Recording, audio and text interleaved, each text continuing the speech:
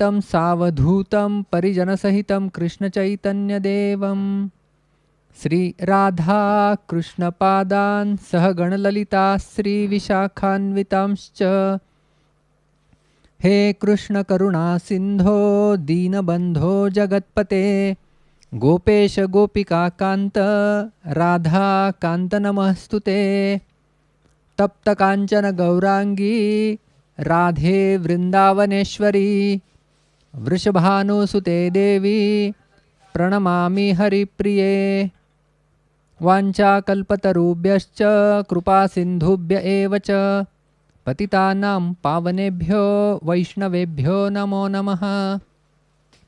नमः ओं विष्णुपादाय कृष्णप्रेष्ठाय भूतले श्रीमते भक्तिवेदांत स्वामिन् इति नामिने नमस्ते सारस्वते देवे गौरवाणी प्रचारिणे निर्विशेष शून्यवादी पाश्चात्य देश तारिणे जय श्री कृष्ण चैतन्य प्रभु नित्यानंद श्री अद्वैत गदाधर श्रीवासदि गौर भक्तवृंद हरे कृष्ण कृष्ण कृष्ण हरे हरे हरे राम राम राम हरे हरे हरे कृष्ण कृष्ण कृष्ण हरे हरे हरे राम राम राम हरे हरे हरे कृष्ण कृष्ण कृष्ण हरे हरे हरे राम राम राम हरे हरे। हरे कृष्णा। सभी भक्तों का स्वागत करना चाहेंगे हम हमारे चैतन्य चरितामृत के 41वें सत्र में।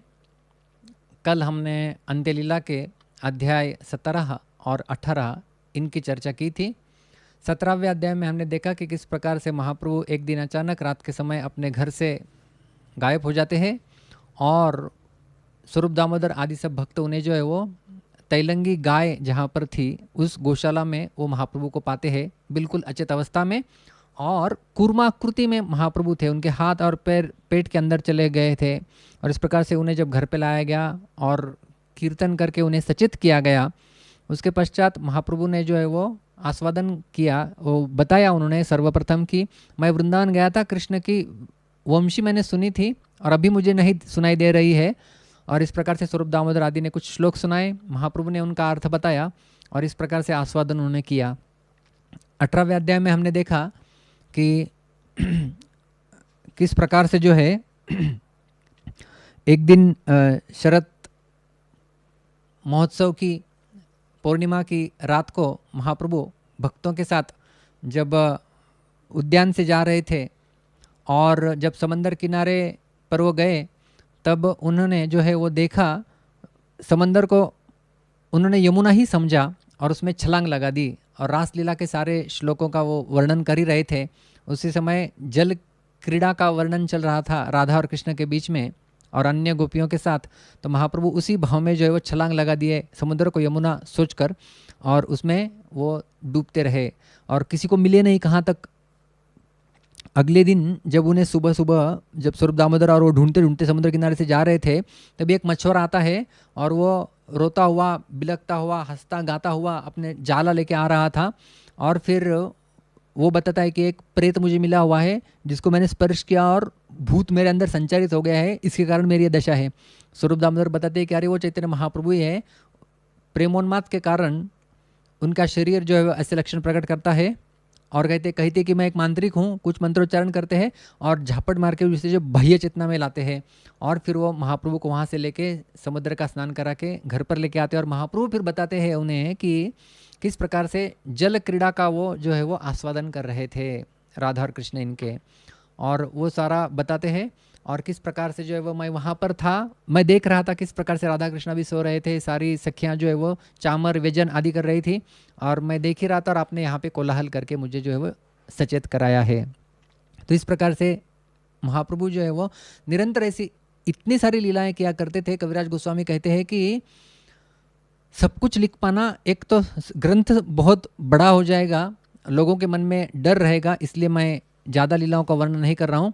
और ये भी कहते हैं कि इतनी लीलाएं महाप्रभु किया करते थे कि एक दिन में जितनी लीलाएं महाप्रभु किया करते थे, यदि गणेश अनंत काल तक लिखते रहे और अनंत शेष अनंत काल तक गाते रहे तो भी वो चैतन्य महाप्रभु के द्वारा दिव्य उन्माद और जो प्रलाप है उसका वर्णन जो है वो केवल एक दिन का भी महाप्रभु के लीलाओं का नहीं कर सकते। तो ये है महाप्रभु की दिव्य लीलाएं। आज हम अंत्यलीला का 19वां अध्याय ले रहे हैं, चैतन्य महाप्रभु का अचिंत्य व्यवहार। जय जय श्री चैतन्य जय नित्यानंद जय अद्वैत चंद्र जय गौर भक्त वृंदा। एई मते महाप्रभु कृष्ण प्रेमावेशे उन्माद प्रलाप करे रात्रि दिवसे। इस प्रकार से महाप्रभु जो है वो दिव्य उन्माद करते हुए रात और दिन जो है वो बिताया करते थे। हमें पता है कि जगदानंद पंडित चैतन्य महाप्रभु के बहुत ही निकटवर्ती मित्र है, पार्षद है। हर साल महाप्रभु जगदानंद पंडित को नवद्वीप भेजा करते थे और अपनी माँ को सांत्वना दिलाने के लिए उन्हें भेजा करते थे, और जगन्नाथ जी का कुछ महाप्रसाद भी उनके साथ जो है वो भेजा करते थे। और एक बार उन्होंने इसी प्रकार से जगदानंद से कहा, क्या कहते हैं, देखिए अभी महाप्रभु सन्यासी होने के बावजूद माँ के प्रति उनका प्रेम क्या है वो यहाँ पे दर्शाया गया है। इसलिए अलग अलग जगह पर महाप्रभु को अलग अलग शिरोमणि कहा गए हैं। दाता शिरोमणि, जो दान देने में सर्वश्रेष्ठ है। इसी प्रकार से इस वृत्तांत में कविराज गोस्वामी उन्हें कहते हैं मातृ भक्त शिरोमणि। जितने सारे माताओं के भक्त होते हैं उनमें भी वो अग्रज या शिरोमणि है। नदिया चलह माता रे कहिह नमस्कार अमर नामे पाद पद्म धरिह ताहार। नदिया जाएंगे आप तो माता को नमस्कार करना और मेरी ओर से खास करके उनके चरणों में वंदना करना। और कहिह ताहारे, उन्हें कहना, क्या कहना, तुम्ही करह स्मरण नित्य आसी आमी तो माय वंदिये चरण। जब भी जो है वो आप ये स्मरण रखिए मेरी माता कि मैं हमेशा यहाँ पे आता हूँ और आपके चरणों की मैं वंदना करता हूँ। ये दिन तोमार इच्छा कराइते भोजन से दिने आसी अवश्य करिए भक्षण। जिस दिन आपके मन में अभिलाषा होती है कि आज मैं निमाई को कुछ खिलाऊं, उस दिन मैं वहाँ पे जो है वो प्रकट हो जाता हूँ और आपके द्वारा दिया गया भोजन का मैं आस्वाद करता हूँ। तोमार सेवा छाड़ी आमी करिलू संन्यास बाउल हैया आमी कैलू धर्म नाश। आपकी सेवा को छोड़कर मैंने बावला होकर जो है वो संन्यास लिया हुआ है और सारे धार्मिक सिद्धांतों का मैंने नाश किया हुआ है, क्योंकि आपकी जैसी माँ का मैंने जो है वो सेवा छोड़ दिया है। यही अपराध तुम्हें ना लइह आमार तुम्हारा अधीन आमी पुत्र से तो मार। लेकिन हे माते, मैं आपका पुत्र हूँ, इसलिए इस बात का आप जो है वो अपराध बिल्कुल मत मानना। नीला चले आछी आमी तोमार आज्ञाते यावत जीवत तावत आमी नारीब छाड़ीते। आपकी आज्ञा थी कि मैं नीलाचल में रहूं, इसलिए मैं नीलाचल में रह रहा हूं। और मैं आपको वचन देता हूं माते, जब तक मेरे शरीर में प्राण है तब तक मैं नीलाचल छोड़ के नहीं जाऊंगा। और इस वचन का महाप्रभु ने दृढ़तापूर्वक पालन भी किया। तो इस प्रकार से कविराज गोस्वामी ये वृत्तांत सुनाते हैं और कहते हैं कि उनके साथ और क्या क्या दिया था। जो परमानंद पुरी, वो बड़े सन्यासी है, वो भी आज्ञा दिए महाप्रभु को कि आप कुछ भेजिए माता के लिए।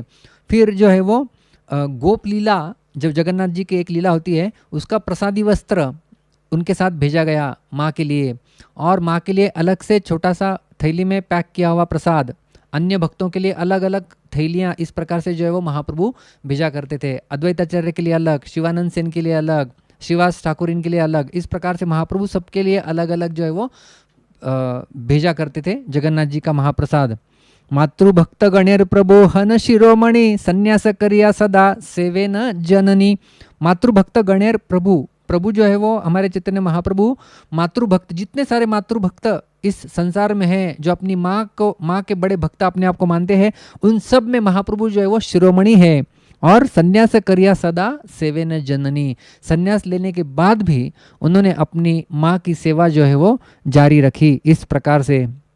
तो इस प्रकार से जब जगदानंद पंडित नदिया गए, उन्होंने वहाँ पर माँ को संदेशा दिया वहाँ पर वो अद्वैत आचार्य इनसे मिले और सारे भक्तों से मिले और लगभग 1 महीने तक वो वहाँ पर रुके। और 1 महीना होने के पश्चात जब उन्हें वापस लौटना था तो माँ से उन्होंने आज्ञा मांगी। उसके पश्चात अद्वैत आचार्य इनसे भी आज्ञा मांगी और आज्ञा लेकर निकलने ही वाले थे, तभी अद्वैताचार्य ने उन्हें रोक लिया और अद्वैताचार्य कहते हैं उनसे कि मैंने एक छोटा सा काव्य रचना किया हुआ है, इसे कहते हैं 2 अर्थ वाली पहेली। उस पहेली को आप लेके जाओ और महाप्रभु को सुनाओ। क्या थी वो पहेली? वो केवल चैतन्य महाप्रभु ही समझ पाए और कोई नहीं समझ पाया।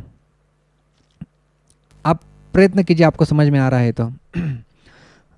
बाउल के कहिय लोक हईल बाउल, बाउल के कहिय हाटे नाविकाय चाउल, बाउल के कहिय काय नाही क आउल, बाउल के कहिय इहा कहिया छे बाउल।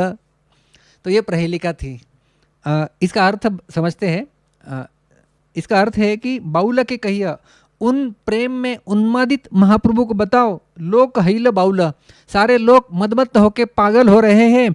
बाउल के कहिए, उन्हें कहो हाटे ना बिकाए चावल, अभी बाजार में चावल नहीं बिक रहे हैं।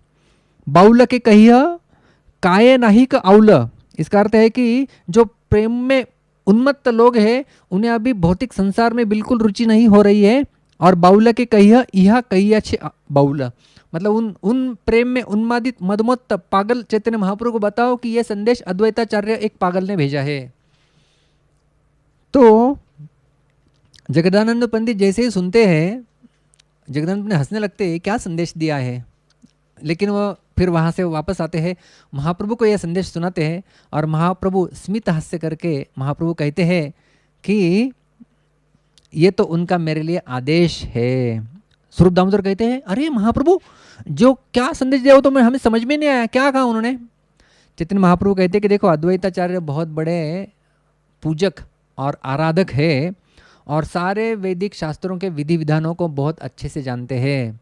जिस प्रकार से कोई व्यक्ति होता है वो देवता की आराधना करने के लिए उन्हें बुलाता है, आराधना करता है कुछ समय और बाद में उस देवता की मूर्ति का विसर्जन करता है। जैसे हम लोग देखते हैं ना, गणपति हम लोग बुलाते हैं, स्थापना करते हैं और बाद में विसर्जन करते हैं। उसी प्रकार से उपासना लागी देवेर करे न आवाहन, पूजा लागी कतकाल करे न निरोधन। उपासना करने के लिए उन्हें आवाहन किया जाता है देवता को और कुछ समय के लिए आराधना की जाती है। पूजा निर्वाहन हईले पाछे करे न विसर्जन, तर जार ना जाने अर्थ कीबा तार मन। पूजा होने के पश्चात जो लगते हैं और समाप्त करने का समय आ गया है। ऐसे जो है वो कौन बता रहे थे? अद्वैताचार्य, क्योंकि उन्होंने ही आह्वान किया था महाप्रभु को, इस धरातल पर बुलाया था प्रेमदान करने के लिए, बद्ध जीवों का उद्धार करने के लिए। और वही अभी जो है वो कुछ समय तक आराधना की और अभी जैसे महाप्रभु कहे कि विसर्जन करा देते हैं, तो अभी वो आज्ञा दे रहे थे ये गूढ़ रूप से कि अभी आपका अंतर्धान होने का जो है वो समय आ गया है। और जिस दिन से महाप्रभु ने यह संदेश सुना उस दिन से उनकी दशा और विपरीत हो जाती है। सही दिन हईते प्रभुर आरदशा होइल, कृष्ण विच्छेद दशा द्विगुण बाढ़िल। उनकी दशा विपरीत हो जाती है और कृष्ण से विरह उनका जो है वो 2 गुना और बढ़ जाता है।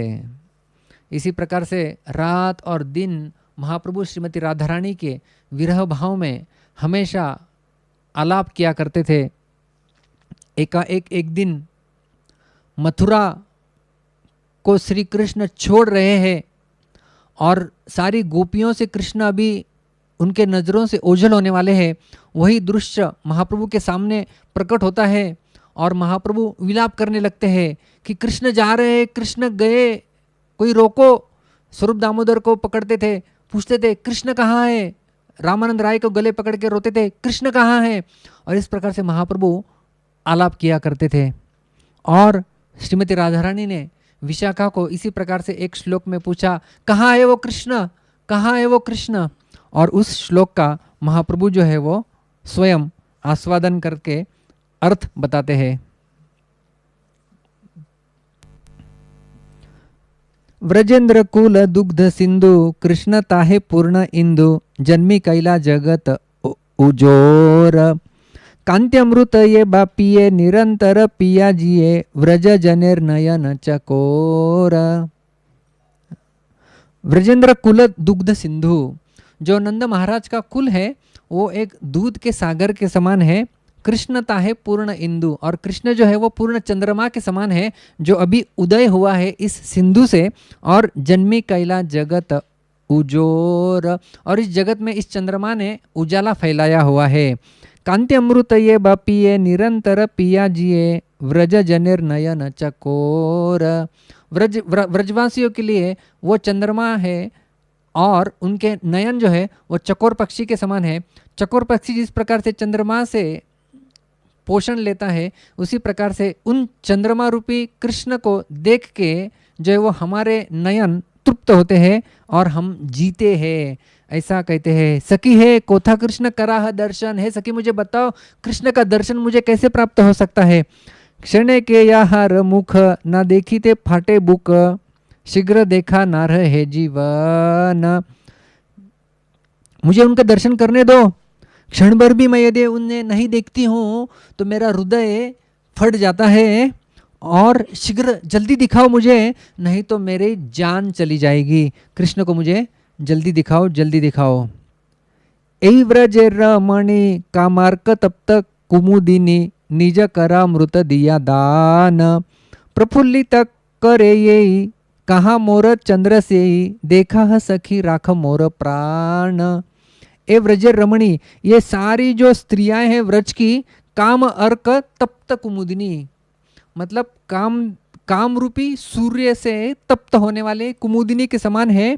और वो कहती है कि निज करामृत दिया दान, आपके कर कमलों का दान हमें दीजिए, उसका स्पर्श हमें कराइए, जिससे प्रफुल्लित करे, हम प्रफुल्लित हो जाते हैं। कहाँ मोर चंद्र से ही, वो चंद्रमा अभी कहाँ गया है, देखा सखी उन्हें दिखाओ और मेरे प्राणों की रक्षा करो। यदि उनको नहीं देखूंगी तो मेरे प्राण इस शरीर से चले जाएंगे।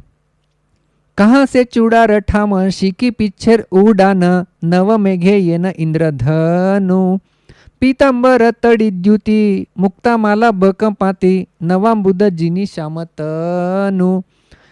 कहाँ है उनका वो मुकुट शिरोमणि, जिसमें जो है वो बहुत सुंदर शिकी पिछेर उड़ान, मतलब जो मोरपंख जो है वो उनके सर के ऊपर मंडराता है। नव मेघ ये न इंद्रधनु, नवीन मेघ में जिस प्रकार से इंद्रधनु होते हैं उसी प्रकार से उनके मुकुट में वो शोभा देता है मोर का पंख।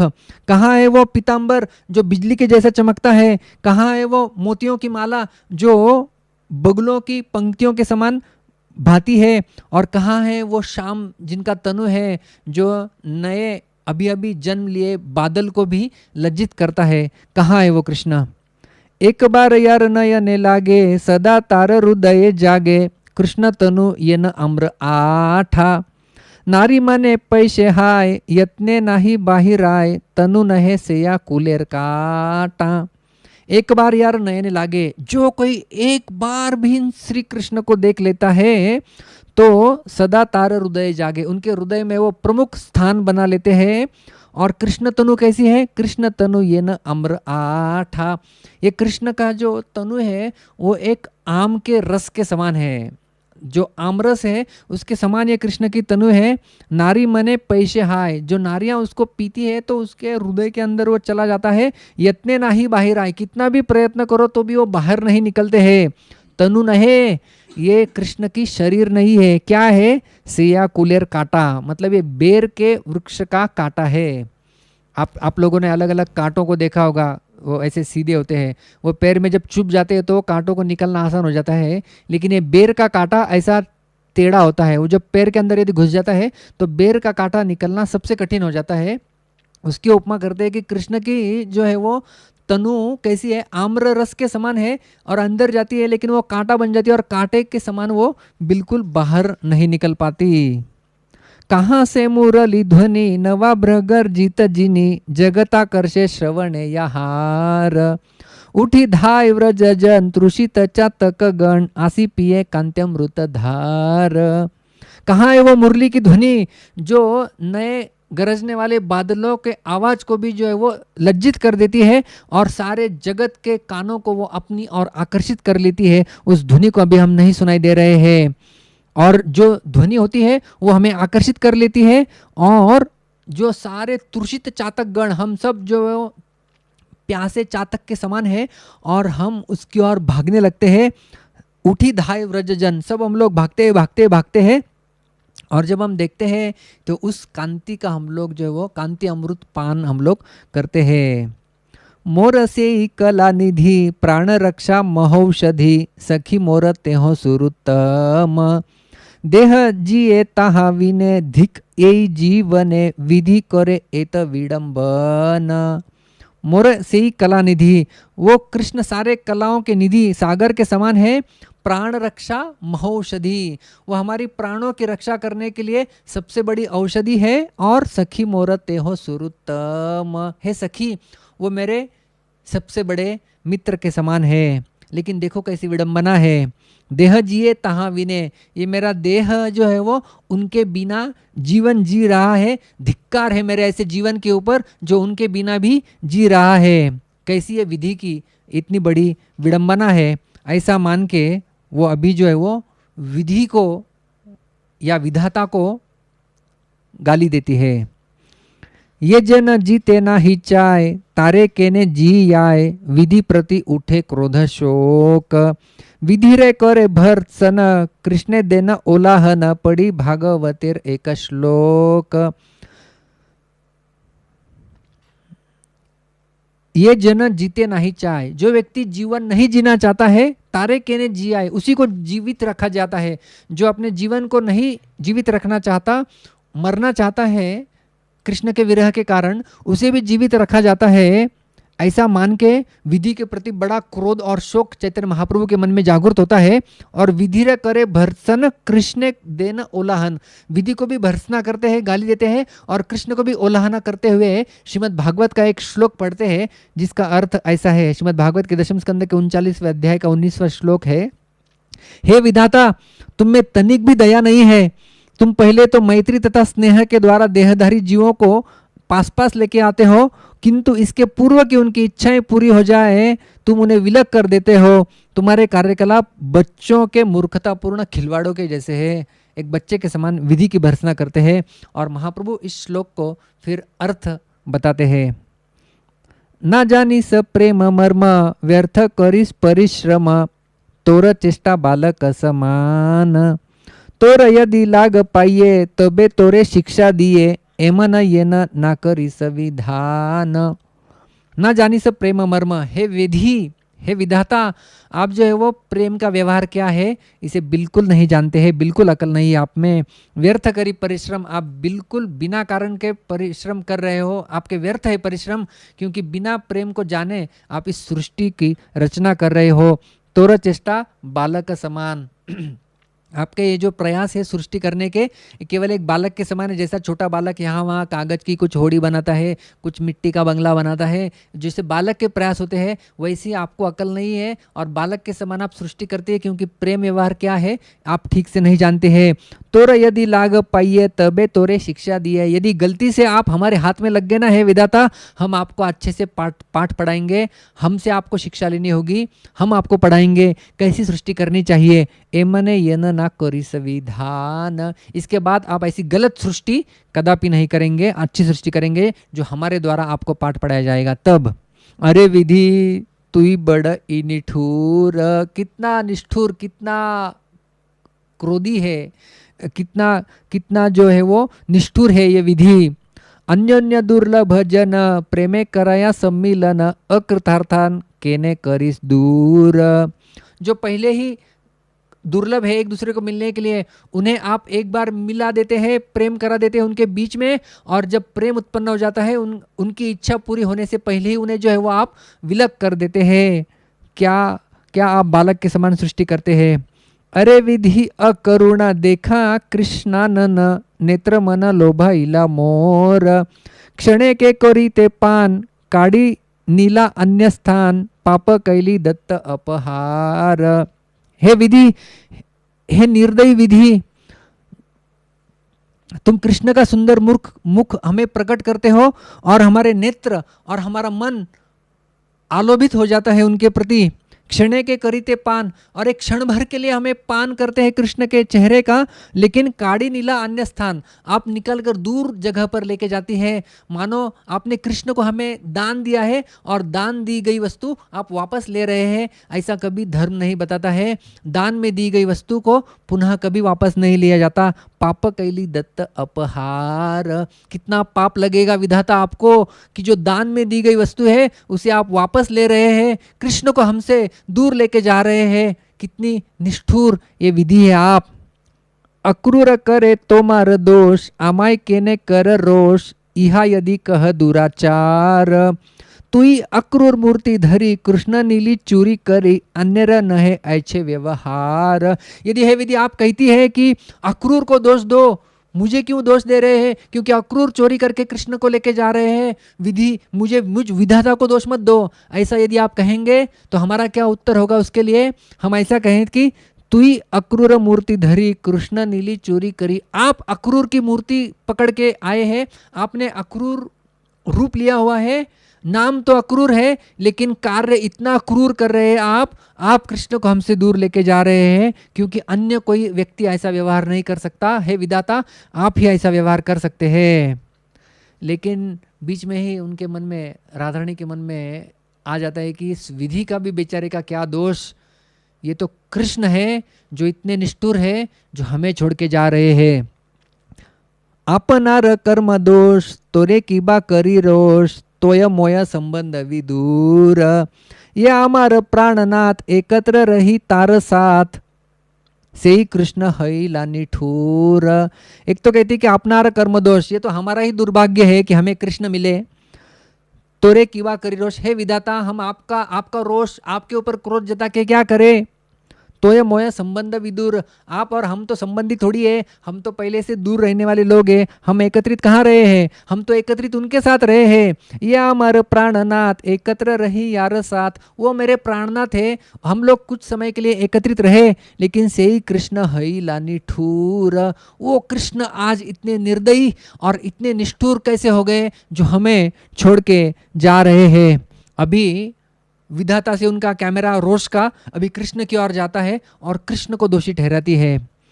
सब त्यजी भज यारे, से ही आपन हाथे मारे, नारी वधे कृष्णेर नाही भय, तार लागी आमी मरी, उल्टी ना चाहे हरी, क्षणा मात्रे भंगील प्रणय। सब त्यजी भजे त्यारे, सब कुछ त्याग करके हम उनका भजन कर रहे थे, उनके ऊपर प्रेम कर रहे थे। से ही अपन हाथे मारे, और वो अभी अपने हाथों से हमें मार रहे हैं। नारी वधे कृष्णेर नाही भय, हम जैसे दुर्बल नारियों का वध करने में कृष्ण को बिल्कुल लज्जा और भय नहीं आता है।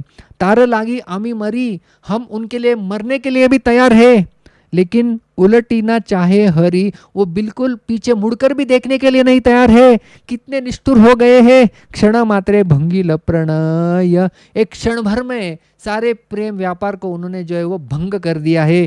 कैसे है निष्ठुर कृष्ण। बाद में उनके मन में आता है, अरे कृष्ण को भी क्यों दोष देने का, ये तो हमारा ही दुर्भाग्य होगा जिसके कारण कृष्ण हमसे विलग हो रहे हैं। कृष्ण केने करी रोष, आपन दुर्दैव दोष, पाकिल मोर एई पाप फल, ये कृष्ण मोर प्रेमाधीन, तारे कैल उदासीन, एई मोर अभाग्य प्रबल। कृष्ण केने करी रोष, कृष्ण को मैं क्यों दोष दूं, उनके ऊपर क्यों क्रोधी हूँ। आपन दुर्दैव दोष, ये तो मेरा ही दुर्दैव है। पाकिल मोर एई पाप फल, मेरे पापों का फल पक रहा है, इसलिए ये मेरा ही दुर्दैव है। ये कृष्ण मोर प्रेमाधीन, तारे कैल उदासीन, जो कृष्ण मेरे अधीन थे आज तक, मेरे बोल के ऊपर नाचा करते थे, लेकिन आज ये बिल्कुल उदासीन हो गए मेरी तरफ। यही मोर अभाग्य प्रबल, मैं समझ गई कि मेरा अभाग्य मेरा कितना प्रबल है। समझ गई। एई मत गौर राय, विषादे करे हाय हाय, हा हा कृष्ण तुम्ही गेला कती, गोपी भाव हृदये, तार वाक्य विलापये, गोविंद दामोदर माधवेती।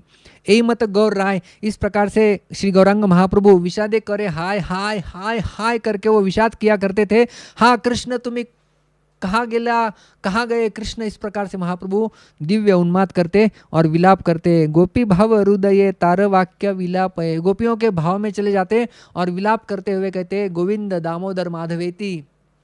गोपियों का यही स्वभाव था, जब भी वो कुछ कार्य करती तो उस कार्य में उनका मन नहीं रहता था, उनका मन हमेशा रहता था कृष्ण के नाम रूप गुण लीला उसमें ही सज्जित रहता था। विक्रेतु कामा किल गोप कन्या मुरारी पादार्पित चित्त वृत्ति दध्यादिकं मोहवशात् अवोचत गोविंद दामोदर माधवेति। गोविंद दामोदर माधवेति, गोविंद दामोदर माधवेति। विक्रेतु कामा किल गोप कन्या, वो बेचने के लिए निकलती थी क्या, दध्यादिकम, दूध दही मक्खन ले लो, ऐसा बेचने के लिए रास्ते से निकलती थी। लेकिन वो मैं दूध लेके आई हूँ, दूध चाहिए दूध, ऐसा चिल्लाने की वजह वो क्या चिल्लाती थी, गोविंद दामोदर माधव, ऐसे वो चिल्लाती थी।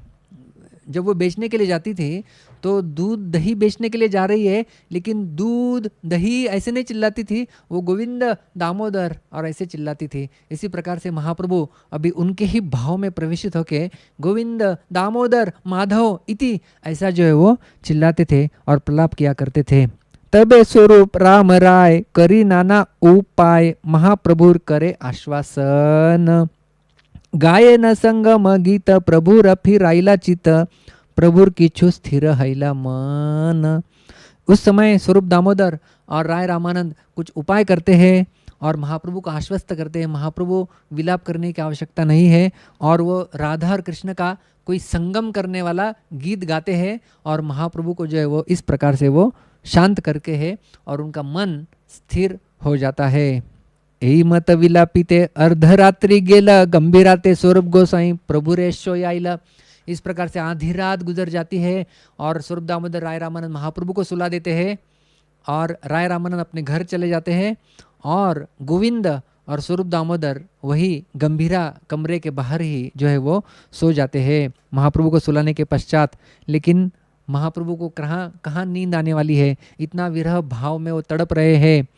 प्रेमावेश महाप्रभुर गर गर मन नाम संकीर्तन करी करे न जागरण। उनका मन गर गर गर घूम रहा था और प्रेम आवेश में संकीर्तन वो कर रहे थे।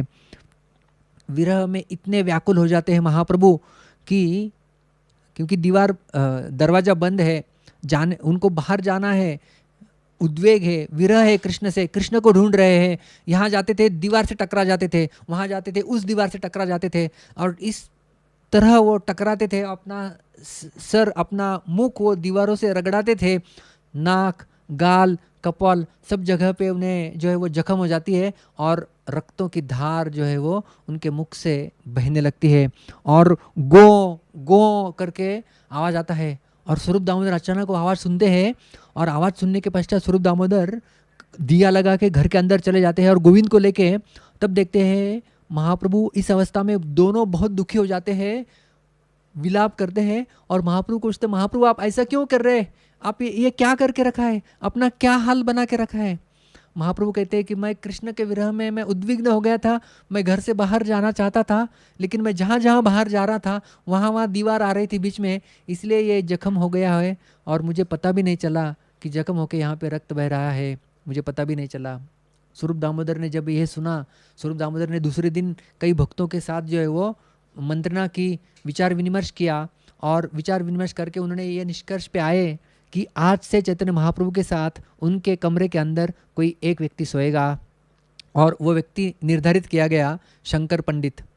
तो महाप्रभु से विनती की और कहा कि आप शंकर पंडित के साथ ही सोएंगे और फिर उस दिन से जो है वो महाप्रभु शंकर पंडित के साथ उस कमरे के अंदर सोया करते थे। शंकर पंडित बहुत ही सरल स्वभाव के महाप्रभु के भक्त थे, वो रात भर जगा करते थे और महाप्रभु के चरण संवाहन 5 सेवा किया करते थे और महाप्रभु उनके शरीर के ऊपर अपने पैर रखकर सो जाते थे, इसलिए उनका नाम हुआ प्रभु पादोपाधान। आदि लीला में प्रश्न था ना, चैतन्य महाप्रभु के जूते कौन है या पादोपाधान कौन है, तो वो है शंकर पंडित। इस लीला से हमें समझ में आता है।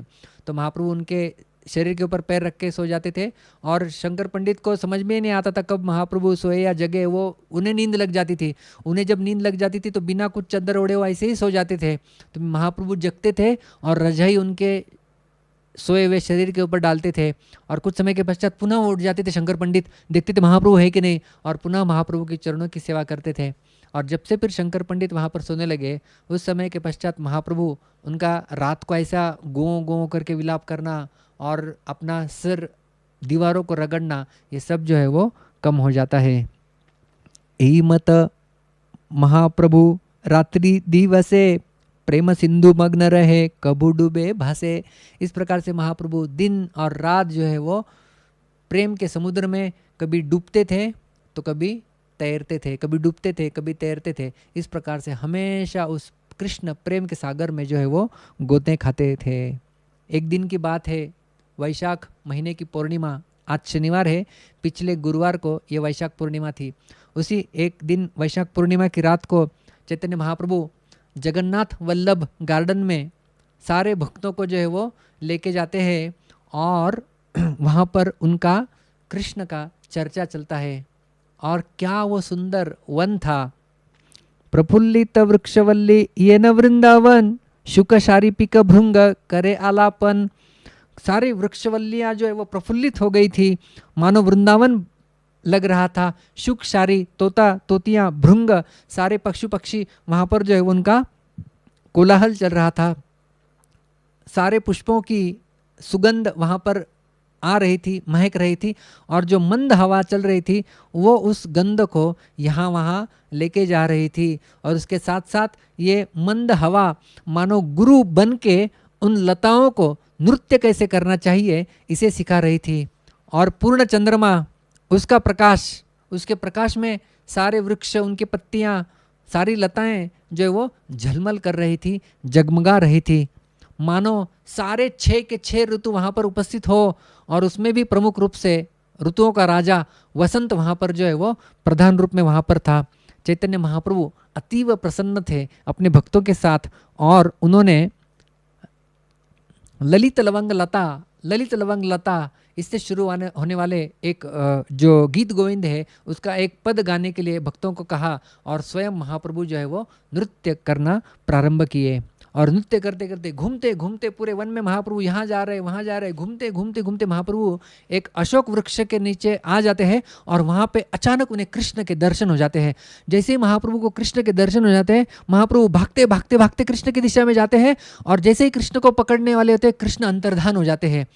अभी कृष्ण अंतर्धान हो गए, महाप्रभु ने कृष्ण का गंध आस्वादन किया था, और कृष्ण को अभी अंतर्धान होने के पश्चात महाप्रभु वहीं पर अचेत अवस्था में जो है वो गिर जाते हैं। और कृष्ण के गंध से सारा उद्यान अभी जो है वो वहाँ पर कृष्ण के गंध की महक छा रही है। कृष्ण गंध लुब्धा राधा सखी रे ये कहिला, से श्लोक पढ़ी प्रभु अर्थ करिला। फिर महाप्रभु को जब सचेत किया गया तब जो है वो कृष्ण गंध लुब्धा राधा, श्रीमती राधा रानी जो कृष्ण के गंध से लुब्ध थी और वो गंध अभी उनसे दूर गई थी, उनका जो विलाप श्रीमती राधा रानी विशाखा से कहती है, वही विलाप चैतन्य महाप्रभु अपने भक्तों से कहते हैं। जो गोविंद लीलामृत में वर्णन आता है वही श्लोक बताते हैं और उसके अर्थ का आस्वादन अपने भक्तों के साथ लेते हैं। क्या था वो गंध की महिमा? कस्तूरी का नीलोत्पल तार एई परिमल, तहा जिनी कृष्ण अंग गंध, व्यापे 14 भुवने करे सर्व आकर्षणे, नारी गणेर आंखी करी अंध। कस्तूरी का नीलोत्पल, ये दो सबसे सुगंधी वस्तुएं हैं, कस्तूरी और नीला कमल। इन दोनों के एकत्रित सुगंधि को जो तार यही परिमल तहाजिनी कृष्ण अंग गंध, कृष्ण के अंग की जो गंध है उसने इन दोनों की एकत्रित सुगंध को भी जीत लिया है। ऐसी है, और क्या किया है? व्यापे 14 भुवने, 14 लोगों को उसने व्याप्त कर लिया है। करे सर्वे आकर्षणे, और इस गंध ने सबको आकर्षित कर लिया है। नारी गणेर आंखी करी अंध, इस गंध ने सारे नारियों को अंध कर दिया है। सखी है कृष्ण गंध जगत माता, यह सखी राधारानी कहती है कि इस कृष्ण की गंध ने सारे जगत को मोहित कर लिया है। नारी रनासा ते पाशे सर्व काल तहाँ वैसे कृष्ण पाश धरी लैया याय।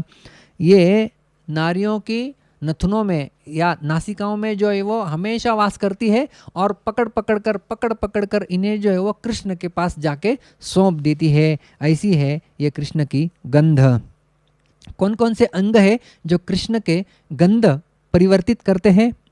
नेत्रनाभिवदन करयुग चरण एई अष्ट पद्म कृष्ण अंगे। कर्पूरलिप्त कमल तारयाचे परिमल सेई गंध अष्ट पद्म संगे।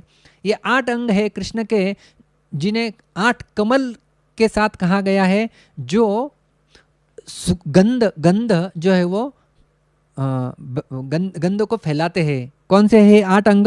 सबसे पहले 2 नेत्र, एक उनकी नाभि, एक उनका वदन और उनके 2 हाथ और 2 चरण। तो ऐसे जो है वो 8 अंग भगवान श्री कृष्ण के जो है वो दिव्य सुगंध को फैलाते हैं।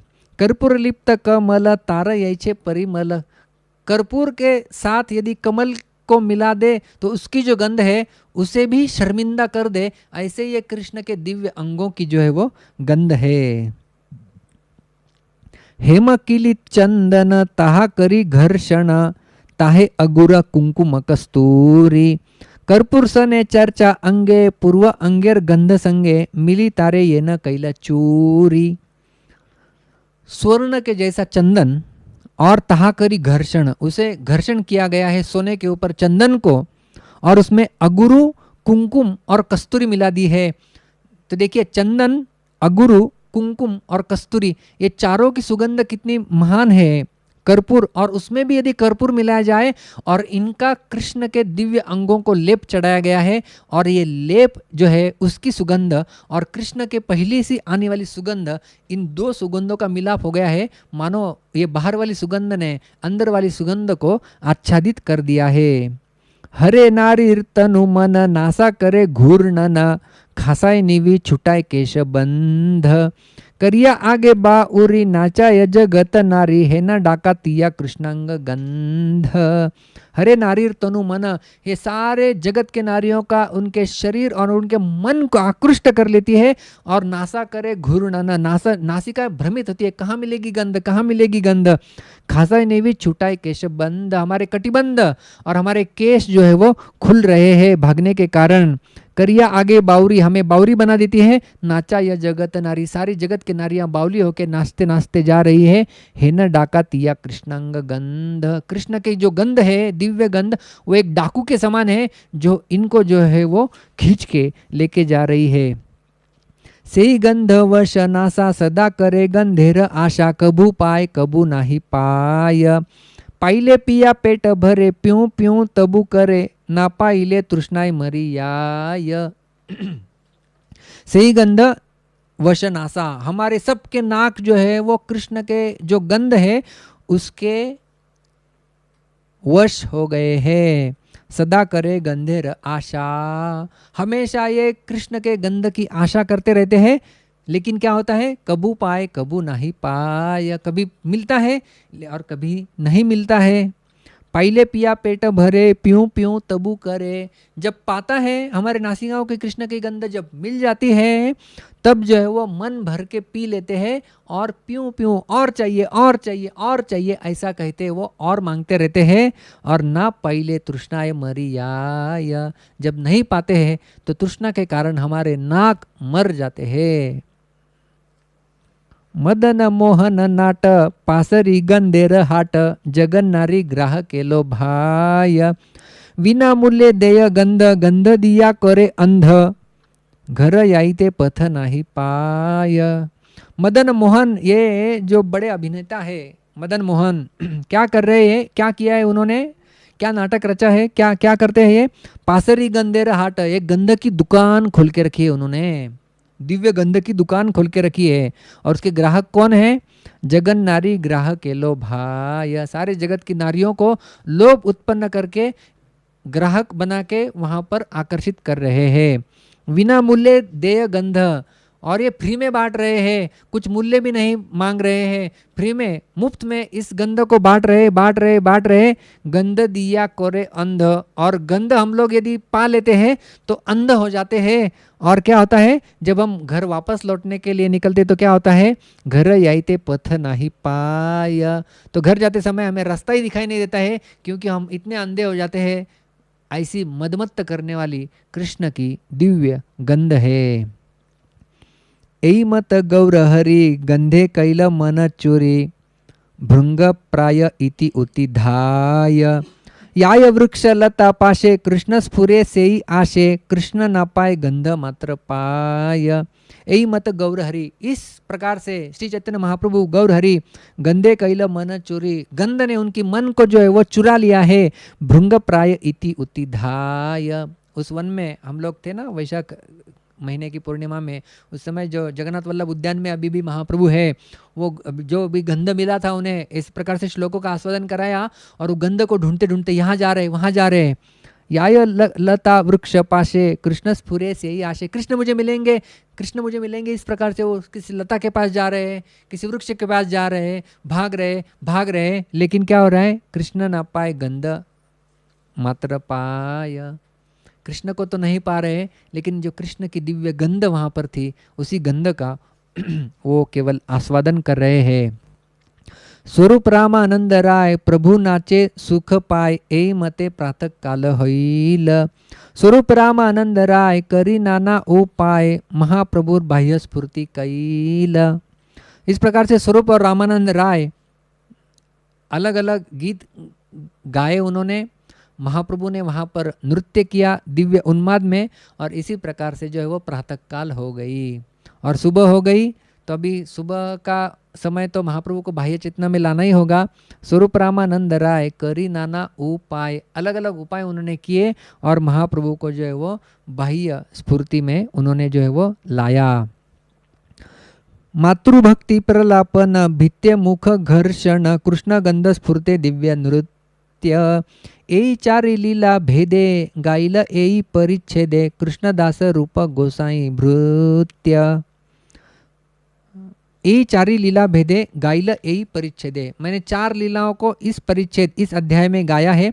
कृष्णदास रूप गोसाई भृत्य, मैं कृष्णदास कविराज गोस्वामी जो रूप गोस्वामी का भृत्य उनका दास हूँ। मैंने इसी एक अध्याय में 4 लीलाओं का वर्णन किया है। कौन सा है? सबसे पहला मातृभक्ति, किस प्रकार से जगदानंद पंडित को उन्होंने नवद्वीप में भेजा और माता को अपना प्रणाम भेजा और प्रसाद दिया, जगन्नाथ का प्रसादी वस्त्र भी दिया। इस प्रकार से मातृभक्ति पहला। दूसरा है प्रलापन, किस प्रकार से उन्होंने दिव्य प्रलाप किया, उसका वर्णन हमने सुना कि मथुरा का दृश्य उनके सामने प्रकट हो गया था, मानो कृष्ण वहाँ से जा रहे, अक्रूर चोरी कर रहे, और उस दृश्य को देख के महाप्रभु ने जो राधारणी के भाव में कैसे प्रलाप किया वो।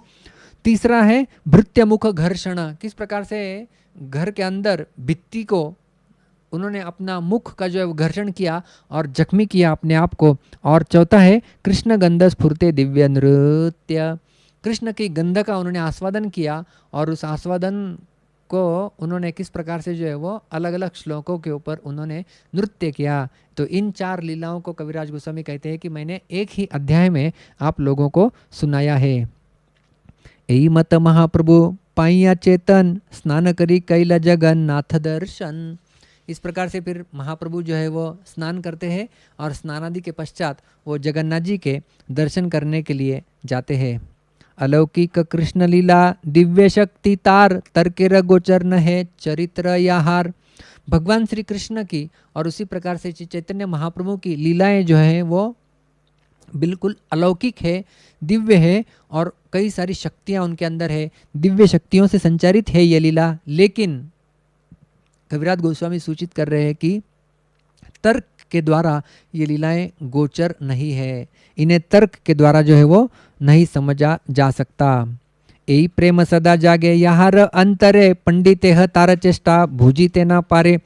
जब किसी के व्यक्ति के हृदय में कृष्ण का दिव्य प्रेम जागृत हो जाता है, तब बड़े से बड़ा विद्वान भी उस व्यक्ति के कार्यकलापों को जो है वो नहीं समझ सकता। विद्वान व्यक्ति भी कृष्ण प्रेम जिस व्यक्ति के हृदय में जागृत हो जाता है उनके कार्यकलापों को नहीं समझ सकता। अलौकिक प्रभुर चेष्टा प्रलाप शून्या तर्क ना करिह शून विश्वास करिया। जिस प्रकार से महाप्रभु के जो कार्यकलाप मैं आपको सुनाने जा रहा हूँ उनका जो है वो आप सामान्य मत समझना, उन प्रलाप और उन चेष्टाओं को आप सामान्य नहीं समझना। और तर्क ना करिह शून विश्वास करिया, बिल्कुल आप तर्क मत करो और विश्वास पूर्वक इन सारे वृत्तांतों को सुनो। इहार सत्यत्वे प्रमाण श्री भागवते श्री राधार प्रेम प्रलाप भ्रमर गीताते। और इसका प्रमाण हमें श्रीमद् भागवत में भी मिल सकता है, जो श्रीमती राधा रानी भ्रमर गीत गाई थी। श्रीमद् भागवत के 10वें स्कंद के 47वें अध्याय में जो है वो 12 से लेकर 21वीं जो श्लोक है वो भ्रमर गीत नाम से जाने जाते हैं। श्रीमद् भागवत में कई सारे गीत है, भ्रमर गीत है, गोपी गीत है, वेणु गीत है। उन सारे गीतों को जो है वो महाप्रभु आस्वादन किया करते थे, लेकिन कविराज गोस्वामी उन्हें ज़्यादा विस्तार से नहीं बताए हैं क्योंकि ग्रंथ ज़्यादा बड़ा नहीं हो और हम डर कर उस ग्रंथ को नहीं पढ़े, इसलिए कविराज गोस्वामी ने उसे संक्षिप्त ही रखा है और कहते हैं कि भ्रमर गीत जो श्रीमती राधा रानी ने जो भ्रमर के साथ गाया था वो जो है वो इसका प्रमाण है।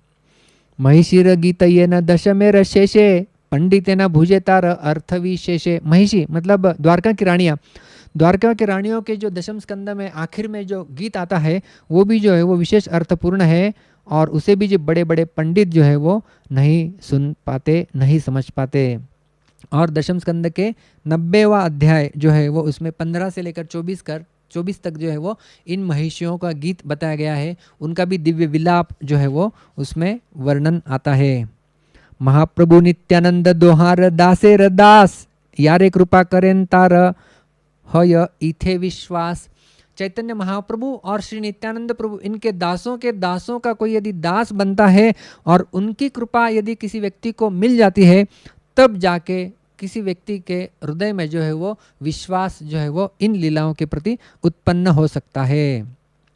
श्रद्धा करी सुन इहा सुनीते महासुख खंडिबे आध्यात्मिकादि कुतर्कादि दुख। इसलिए इन कथाओं को श्रद्धापूर्वक जो है वो सुनने का प्रयास करो। सुनीते हो महासुख, जो सुनते हैं तो महान सुख की अनुभूति होती है। और क्या होता है? खंडिबे आध्यात्मिकादि और कुतर्कादि दुख। हमारे आध्यात्मिक मतलब हमारे शरीर और मन द्वारा दिए गए क्लेश, आदि भौतिक और आदि दैविक, इन सारे क्लेशों का खंडन हो जाता है। और जो कुतर्किक जो है वो सारे मिथ्या तर्कों का जो दुख है वो भी जो है वो दूर हो जाता है, क्योंकि हमें महासुख जो है वो मिल जाता है चैतन्य चरितामृत के आस्वादन से। चैतन्य चरितामृत नित्य नूतन सुनीते सुनीते जुड़ाए हृदय श्रवण। नित्य नवीन जो है वो चैतन्य चरितामृत हमें लगता है सुनीते सुनीते जुड़ाए हृदय श्रवण।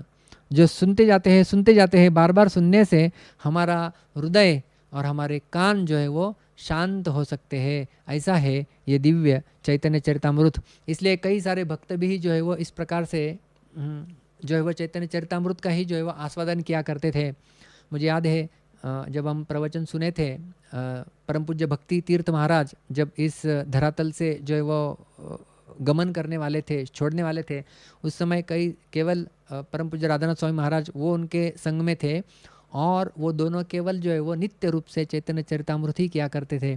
और भक्ति तीर्थ महाराज ने उस समय लिखा था, वो लिखते थे कि हम लोग चैतन्य चरितामृत पढ़ नहीं रहे हैं और सुन नहीं रहे हैं, हम लोग चैतन्य चरितामृत में जी रहे हैं, हम जीवन जी रहे हैं। तो इस प्रकार से जो है वह चैतन्य चरितामृत कितने सारे भक्तों का प्राण बने हुए थे। सरस्वती ठाकुर इनका ये प्रिय था, इसलिए वो कहते थे कि आप इसे 100 बार कम से कम पढ़िए, सुनिए चैतन्य भागवत और चैतन्य चरितामृत। श्रील प्रभुपाद जी का भी ये प्रिय ग्रंथ था, इसलिए श्रीमद् भागवत को बाजू में रखकर उन्हें चैतन्य चरितामृत के ऊपर टीका पूर्ण कर दी। और ये चैतन्य चरितामृत नित्य नूतन हमारे लिए अभी जो है वो आस्वादन करने के लिए सुनीते सुनीते जुड़ाए हृदय श्रवण, हमारे हृदय और हमारे कानों को तृप्त कर सकता है। ऐसी दिव्य शक्ति इस चैतन्य चरितामृत में है। और कविराज गोस्वामी कहते हैं इस प्रकार से श्री रूप रघुनाथ पदेया रास चैतन्य चरितामृत कहे कृष्णदास। मैं इस चैतन्य चरितामृत का इस श्लोक को पूरा करता हूँ रूप और रघुनाथ इनके चरणों की धूलि की आशा रखते हुए। इसी अध्याय के पहले श्लोक में चैतन्य चरितमृत के इस 19वें अध्याय के पहले श्लोक में कविराज गोस्वामी ने संपूर्ण अध्याय का जो है वो सारांश करते हुए चैतन्य महाप्रभु को प्रणाम किया हुआ है। वंदे तम कृष्ण चैतन्यम मातृभक्त शिरोमणिम प्रलप्य मुख संघर्षी मधुद्याने ललासयः। वंदे तम कृष्ण चैतन्यम, उन श्री चैतन्य महाप्रभु को मैं प्रणाम करता हूँ। कौन है वो? मातृभक्त शिरोमणिम। जितने सारे अपने आप को मातृभक्त कहते हैं कि मैं अपनी माता का भक्त हूँ, उन सब के जो है वो शिरोमणि, मातृभक्त शिरोमणिम। और प्रलप्य, उन्होंने जो है वो दिव्य प्रलाप किया। तो पहली लीला मातृभक्त शिरोमणि की, दूसरी लीला प्रलाप, दिव्य प्रलाप उन्होंने जो किया कि किस प्रकार से मथुरा के लिए कृष्ण अभी गमन कर रहे वृंदावन से, उसका दिव्य प्रलाप।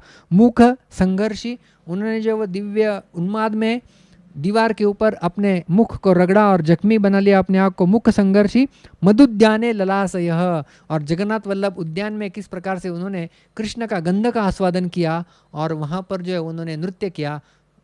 उन चैतन्य महाप्रभु को मैं प्रणाम करता हूँ। तो आखिर में जो उन्होंने बताया कि मैं 4 लीलाओं का इसमें वर्णन किया हुआ है, उन्हीं 4 लीलाओं का वर्णन वो शुरुआत में भी करते हैं और कहते हैं कि ऐसे श्री चैतन्य महाप्रभु के चरणों में मैं प्रणाम करता हूँ, उनकी मैं वंदना करता हूँ। तो इस प्रकार से हमारा 19वां अध्याय जो है वो समाप्त हो जाता है और कल हम मिलेंगे हमारा चैतन्य चरितामृत का आखिरी अध्याय 20वां, इसकी हम लोग चर्चा करेंगे, जिसका शीर्षक है चैतन्य शिक्षा अष्टकम। तो श्री चैतन्य महाप्रभु ने जो उपदेश दिए हुए हैं, चैतन्य महाप्रभु ने रूप गोस्वामी से कहा आप लिखिए, चैतन्य महाप्रभु ने सनातन गोस्वामी से कहा आप ग्रंथों को लिखिए, लेकिन चैतन्य महाप्रभु ने स्वयं एक भी ग्रंथ जो है वो नहीं लिखा है और केवल कुछ इस धरातल पर चैतन्य महाप्रभु छोड़ के गए हैं। तो वो केवल ये है चैतन्य शिक्षाष्टकम, ये 8 श्लोक, ये इतने महत्वपूर्ण है। उन 8 श्लोकों की हम लोग चर्चा प्रारंभ करने वाले हैं कल से। तो यदि आपको उनका आस्वादन करना है और उनके बारे में सुनना है तो हम मिलेंगे कल शाम को ठीक 5:30 बजे। तब तक के लिए बहुत बहुत धन्यवाद। हरे कृष्णा। ग्रंथराज श्री चैतन्य चरितामृत की जय, कृष्णदास कविराज गोस्वामी पाद की जय, श्रील प्रभुपाद की